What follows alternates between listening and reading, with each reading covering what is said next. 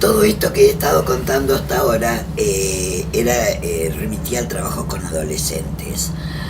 Ahora, una vez, más años más atrás, hice un trabajo de alguna característica similar que tenía que ver con la mala palabra, pero con chiquitos tendrían entre 7 y 8 años, que lo hice una sola vez. O sea que nos podemos sentar precedentes de decir históricamente que el trabajo con adolescentes lo hacía en forma sostenida todos los años y realmente puedo dar fe de la eficacia y del alivio y tal vez la modificación de alguna manera de la conducta. Bueno, pero una vez tenía un grupo de chiquitos de 7 años en lo que el tema de la mala palabra había crecido como obstáculo a tal punto que impedía dar clase. Claramente era eso, porque digamos, uno evalúa, bueno, están todo el día puteándose, están insultándose, qué sé yo. Bueno, pero decir, bueno, a pesar de eso puedo dar clase, no es para tanto. Pero yo evaluaba que ya inhibía y paralizaba. No se podía hablar de otra cosa que no era de boludo, pelotudo, sos boludo, la puta que te parió, la concha de tu madre. Yo, chiquito de 108 años. Era tanto esto que yo dije, no me puedo hacer la boluda, precisamente para retomarlo. Va a haber que trabajar este tema. No sé cómo, porque nunca lo había trabajado. Lo que yo veía claramente era que decían malas palabras prácticamente en el aula, digamos, decían en el aula malas palabras prácticamente como la palabra prioritaria, y las decían con mucho placer. Yo veía que les daba mucho placer eso. Entonces me empecé a preguntar, ¿por qué dejar el placer fuera del aula si esto le ocasionaba tanto placer? Entonces un día les propuse como una especie de contrato, de repente, de la nada. Le dije, bueno, ¿ustedes quieren decir malas palabras? ¿Quieren decir malas palabras? ¡Sí! Me gritan todos, nenas y nenes chiquititos así. Bueno, a partir de ahora, todos los días vamos a decir malas palabras, vamos a jugar a decir malas palabras. Bueno, no podían creer. Bueno, entonces digo, vamos a decir malas palabras, pero vamos a hacer como un contrato, en estas condiciones. Todos los días yo voy a entrar al aula, ¿no? Vamos a decir malas palabras durante 5 minutos. Va a haber uno de ustedes, en esa época usaba reloj, creo que no se habían inventado los celulares, porque yo con 8 tenía reloj. Va a haber uno de ustedes que va a marcar el tiempo, va a marcar el límite, va a decir ya, y va a controlar con mi reloj que yo les voy a dar hasta cuándo, basta. Bueno, los chicos no lo podían creer, dijeron, no puede ser verdad, semejante felicidad. Y entonces llega la clase que viene y era una mesa larga, así, y ellos primero tenían que votar quién era el que iba a hacer el determinado del tiempo, que era fundamental. Ya habían votado antes de... Ese día habían llegado todos inusualmente temprano, ya habían votado, entonces estaban todos en la mesa larga y un chiquito en la punta, y finalmente la cosa sucedía así. Yo abría la puerta, ya entraba con el reloj en la mano, el chiquito estaba ahí en la punta de la mesa esperándome con la mano extendida hacia el reloj. Yo le daba el reloj y estaban todos así, cada uno, estaban todas las nenas de un lado, esto es muy interesante, y todos los nenes del otro lado. Entonces el chiquito de la puta decía, ¡ya! Y entonces empezaban todos, la puta que te parió, boluda, pero toda la cosa de tu madre, hijo de puta, la puta que te parió, boluda.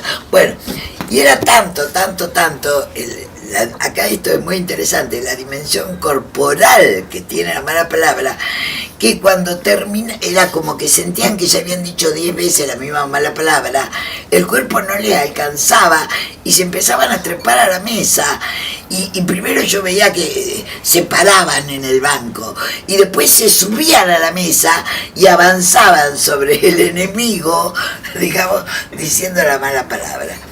Bueno, y entonces cuando, bueno, y lo bueno era que cuando el dueño del tiempo marcaba que había terminado el tiempo, silencio total, y se pasaba a hablar de los 7 enanitos, de cualquier cosa. Podíamos dar clases maravillosas donde hablábamos del amor, de la belleza, del mundo, de la verdad. Bueno, en un momento yo me empecé a preocupar porque esta clase, bueno, me empecé a preocupar por las obvias razones de una preocupación dentro de una institución. Yo decía, sí, yo estoy pudiendo sostener esto, que yo esto me da resultado. Pero ¿qué pasa si un día pasa un padre delante del aula? Yo cerraba todo. O, no sé, las autoridades de la institución, yo no había conversado previamente sobre esta práctica. Y entonces me empecé a preocupar, porque era que estaba haciendo una investigación. Y yo, entonces mi pregunta era, ¿hasta cuándo tendré que estar todo el año así? Y me empecé a asustar, porque yo dije, no me digas que poner que haber empezado en el mes de mayo. Y yo me imaginaba mayo, junio, julio. Yo digo, no, esto va a ser terrible. Bueno, pero dije, ahora ya no puedo retroceder. Estoy en esta y tenemos que bailar. Bueno, entonces seguí así, todos los días era así. En un momento, un día pasó algo muy interesante. Vienen todas las nenas juntas, yo las veía que estaban hablando entre ellas con una cara muy preocupada, muy mal, y vienen como en comisión con una delegada a decirme que ellas están muy preocupadas porque se dieron cuenta que ellas tienen pocas malas palabras y que los varones tienen muchas malas palabras y que así les van a ganar siempre. Fue tremendamente serio y doloroso. Bueno, entonces yo les propuse que que se juntaran y que para la clase que viene estudiaran muchas más nuevas palabras, que hicieran una lista de las malas palabras que a ellas les gustaba decir, que sentían que no podían decir. Bueno, y efectivamente, no quiero pensar en la casa donde se han reunido, hicieron y estudiaron malas palabras. Bueno, y entonces a la clase siguiente vinieron rearmadas y fue sorprendente, porque decían las malas palabras que le decían los varones, que ahora no recuerdo cuáles eran, que obviamente no tenían que ver con partes de su propio cuerpo, pero sí tenían que ver con malas palabras que de alguna manera se utilizan. Anda a la concha a tu madre, ponele, que las nenas no decían. Bueno, entonces la cosa volvió a emparejarse. La lucha del patriarcado se volvió a emparejar. Bueno, pero yo seguía con mi preocupación de esto. ¿Hasta cuándo va a seguir? Un día esto es verdad, es belleza y verdad, claramente. Un día entro sacándome el reloj y veo que están todos sentados en el suelo leyendo libros. De cualquier cosa, libros de cuentos maravillosos que había en el aula. Y todos me empiezan a hablar, mire esto, mirá, me decían en ese momento, mira eso, que yo era un poco más pequeña de lo que soy ahora. Y entonces me dice, mira esto, profe, que yo, mira la nena, no sé, chau, nunca más se vuelve a hablar de la mala palabra. Y nunca más, por lo menos en ese año, volvió a aparecer. Y acá hay otro fenómeno, ¿no?, que me interesa analizar. Nunca más volvió a aparecer la mala palabra en la dimensión de obstáculo, como para poder pasar a otros temas.